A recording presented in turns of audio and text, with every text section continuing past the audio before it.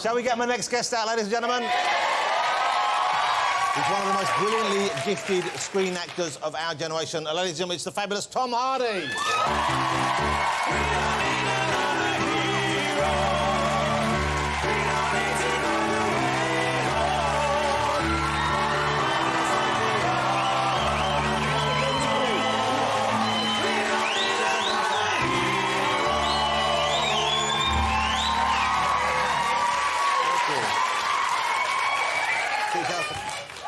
You know, Tom, I like to think some of those whistles were for you as well.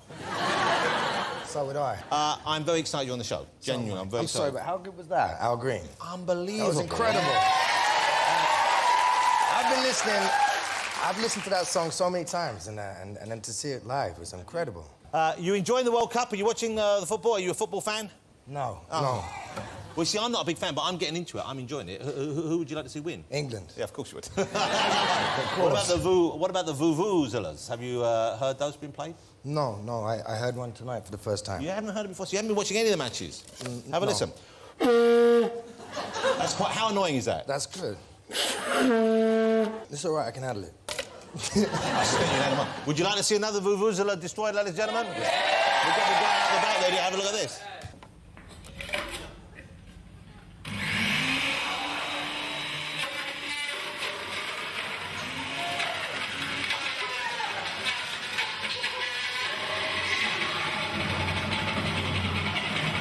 Doesn't want to die. That's not going anywhere now. I think that's still functioning. That would still work. OK. Where are you from, Tom? Where's your accent? Because your accent's quite hard to place, I find. It is. I'm from a state of grace called Mortlake in suburbia, East Sheen, SW14. So it's kind of South London, but it's... But not really sort of cool South London. So it's a posher part of South London? Yeah. OK. But you've got a London accent, but it doesn't sound South and sound East. Yeah, I'm a bit of a mongrel, actually, because I'll pick up accents and sometimes I don't know how I'm going to sound until I start speaking. Well, that must be a very good thing, I would have thought, for an actor to be able to pick up accents. But you do this deliberately, I guess, or is it...? I don't know if I do it deliberately. Just, like, by osmosis, I'll change my accent. Do you do... So when you play a part like Bronson, for example, I don't know if you've seen Tom in Bronson, 'cause it was a low-budget movie. It was a pretty small-scale movie in some ways, wasn't it? But an incredible piece of work, and I thought... It looked brilliant, but you were tremendous in it. What a performance and what a role to have. His accent, you met the guy, you tried to do his voice the way he speaks, or was this just your version of him, your idea of what he should sound like? Funny enough, actually, it was how I imagined he would sound when I first read the film. It is a strange accent. How would you describe that accent? Where's it? It just reminded me of a strongman at the fair, you know, the old school... It's like vaudevillian almost. It's a performance totally, kind of. Totally. Come on up, ladies and gentlemen. It's not quite the way but it's got a slight Luton twang on it as well. A Luton twang? Whatever that is, yeah, whatever that is. Now, Charles Bronson, the man who you play in the film, isn't Charles Bronson, the movie actor, of course. He's a fairly violent, convicted criminal who adopted that name himself. You're like the go-to guy for... Nutters. Yeah.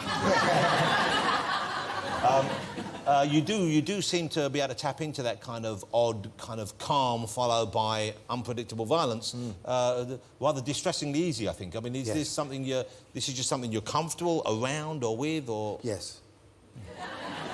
But you're not yourself a violent man, I'm sure. No.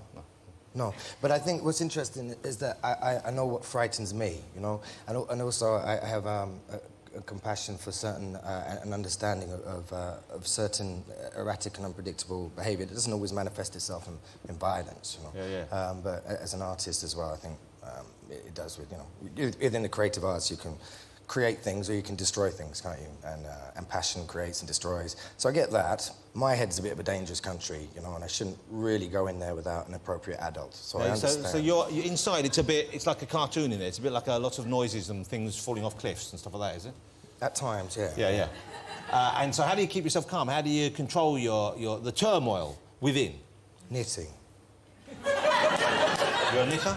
No. But you say this suggests, but I'm thinking of taking up knitting. Have you Actually, no, I was thinking about that because a lot of people do that on film sets. They knit. Would you start with knitting, do you think, or crocheting? What do you think you'd start with? I don't know where to begin. You see, at the beginning, I'd have to learn whatever the first thing was. We could get a teacher. We could. We could make it a project for the summer. Do it. What would you like to knit first? A hat. No, it's too boring. Gloves? No. A cat? Possibly illegal.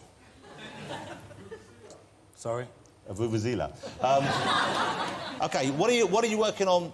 Let's have a look at a clip, because many people won't have seen it, because it was a small movie. Yeah. And it was, not a movie on stage, but I thought a remarkable performance by you, and I also think the director, a young guy, did a fantastic job.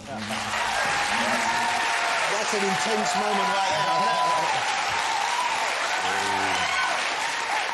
It's a remarkable film. Well, that is an impressive set of guns you're sporting in that clip. So you bulk up for part of that, you get fit. How do you train for part of that? And then when you want to lose the weight, what's your secret? Well, there's sensible ways, right? And then there's naughty way, you know? And that was naughty way, to be honest. Well, does that involves substitutes and that kind of thing, substances and injections? No, chocolate. And like... Sorry, man. I thought you meant the steroid use. No, thank you. No. Chocolate, man. And like, and lots of pizza. And carrying my friend Peanut up and downstairs. So we had 5 weeks. Hold on.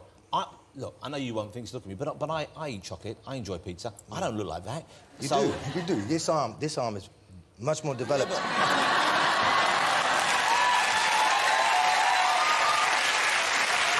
that one. So yeah, that was naughty way. What, naughty way? Naughty way. So you carried a friend up and down the stairs? Peanuts, yes. Peanuts? Yes, my companion. You have a companion? I have a companion. Someone who works with you, who trains? He's a spiritual counsellor and a mixed martial artist. His father started training the guardian angels. So his dad was involved in that. So he is a... Well, trained him in a black San Carlos system of kung fu, or karate. Oh, he'll tell me off. So is Peanuts here this evening? He is, yeah. He's Peanut is in the house? Yeah, he is, yeah. He doesn't mind me calling Peanut as well, does he? No. Because I don't think he sounds like someone you'd want to upset. No. Oh, there's Peanut. That's P. You know what, I think I'll start by calling him Mr. Peanut. I'll start with be a bit more respectful. Yeah, so, Mr. Peanut is training you at the moment, is he? Yeah, he is, yeah. He's my best friend, and he's my son's godfather as well. How lovely. You know. I love P. Well, Peanut, nice to have you here, sir. OK, if you want any tips, I've got a few moves. He's always on the lookout, though. Is he? I bet he is. So he's training you at the moment. What's he training you for at the moment? What's your next thing that you're doing? We're doing Mad Max in Australia. Hang on a second. He's going to be Mad Max, ladies and gentlemen.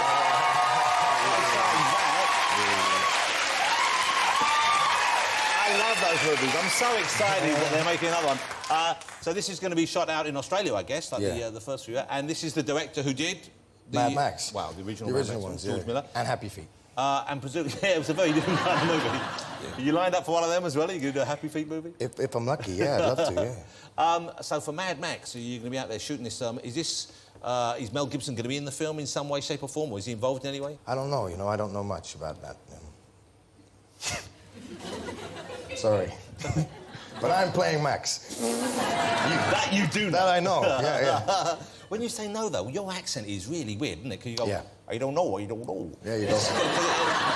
But it's flexible, isn't it? But it's got a mixture of things that have gone into the pot there. Well, I pick up all sorts of things, like fleas and accents. Tom, the Reverend Al Green was here. And amazing. Yeah, he was amazing. He had a period in the 70s when he was a party man. Right. He enjoyed it. You, I believe, have had a period where you were a little more kind of social than perhaps is sensible. I don't think I was social. I think that's why I stopped, So it was a bit mental? Yes. Okay. How would this have manifested itself? What, on a night out with you, back when you were less controlled, how would it have begun? How would it have progressed? How might it have ended? And indeed, how long would it have carried on for? Wow. Depends if you got me in the early days or the darker ones. Well, the darker one sounded a bit terrifying, frankly. Yeah. Which would be the most fun one to recount? I can't remember, to be honest, because a lot of it's blackout, isn't it? So you would black out? Of course. And this was what, alcohol? Yeah, and everything else. Yeah. Everything else? What is that, all the different substances available? Yeah. Most of them? Everything. Wow. Everything? All in one evening? Probably, yeah. Wow. It's lucky you're still here. Yes. And I'm very grateful to be here, It's no joke. Where would you wake up? Where would you find yourself? I'd find myself in all kinds of places. I mean, girl, my missus is in the audience, ain't you? Yeah. That was quite a knowing laugh. Okay. I woke up in a bed in Los Angeles when I was supposed to meet, I think it was John Woo, one morning for something like, I think it was Bulletproof Monk. I woke up in a bed with a dude with a gun, naked. Wow. with a cat as well. I don't remember the cat, you know? Or the dude. We've all had nights like that, though, Tom. So it's just as well that you've moved on from that period. Yeah. Can I just ask you, though, you don't remember how you got there? Yeah, I kind of remember bits, yeah. But when you wake up next to them, you're naked, he's naked, there's a gun, there's a cat. And the safety was off. That was the scary thing, because I must have fallen asleep looking down the barrel. Oh, OK. So, who makes breakfast? Who gets the coffee? Actually, I got him to drop me off at Pink's Hot Dogs, and we sort of said goodbye to each other. And you don't drink now? No. And now I'm successful. When did you stop? Yeah, you are. When did you stop drinking? How long have you been sober for, as they say? 7 years. 7 years? Well, that's quite some time. That's quite something. You find it hard to stay off the juice, or are you OK with it? Everybody's different, aren't they? You know, it's like it's their time, but you know, I don't have the compulsion to drink. Yeah. And plus, my life is, you know, is unbelievably much better today than it was. I bet. And you must be. I don't miss it. Yeah. You're known for doing those kind of roles, it seems, at the moment. And although Mad Max is going to be more of a, I would have thought, straightforward action film than, say, Bronson is, would you like to do something romantic, something slushy? Will we ever see you in a rom-com? I got to earn my pipe and slippers and cardigans, you know. Like, this is the zenith of my attainment would be to be in a rom-com and actually be passable, you know, and do a good job. So, yeah, I would love to do that. Well, you're a good-looking man. I mean, you've got wonky teeth, but you're a good-looking man. Well, no, he knows. You've spoken about your teeth, I know. Yeah, Is really there bad. pressure to fix your teeth? Do Hollywood want you to get the... Because everyone has those kind of... Most American stars have that kind of wall of white when they open their mouth, you know, the kind of cowl fence of white teeth. So, do they ask you whether you do that for a part, Tom? Yeah, of course, all the time. And you've resisted? Thus far, yeah, and I'm sure I'll have to get caps and clips and whatnot, and you know, have the grill done. But if you change your teeth, you'll probably change the way you speak as well, because it does. Yeah. Teeth are so important, aren't they? When you think about it. Yeah, you need them. Oh, I wouldn't give mine up easily. Tom, before you go, what's this film, The Warrior or Warriors that you're making? Oh, Warrior is a big cage fighting film. Is that you? You're the one standing up.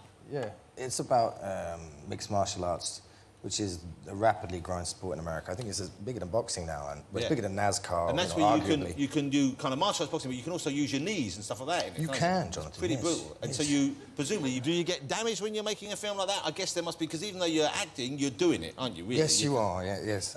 And I'm from East Sheen, and I'm quite soft, you know, and I like my duvet and my ice cream and my dog. I love a duvet. I like to sit down and relax, and I'm very lazy, you know, unless I'm getting paid, in which case it's different. And but this job was very physical. And I broke 2 ribs in my toe and tore the ligament in my right hand. Yeah. And Joel tore the meniscus on his leg, and one of the guys broke his neck.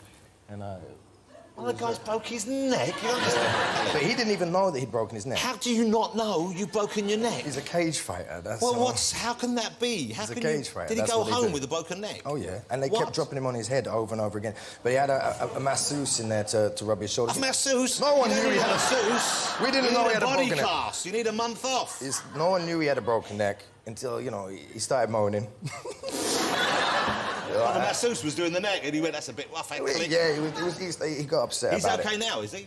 He's fighting, yeah, he's one of the champs. He's fighting again now? Has he learned nothing from the broken neck incident? That's what they do, they fight. And they were all fighters in there. That's mental, isn't it? They hurt, they hurt each other, and they hurt me.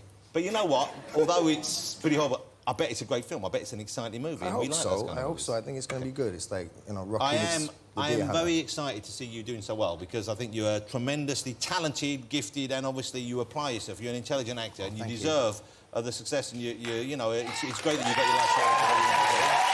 Thank you so much for coming on the show. I'm a big fan. Mr. Tom Hardy, ladies and gentlemen. Thank you so much. I appreciate it. Do that for me. Okay, cheers. Tom Hardy.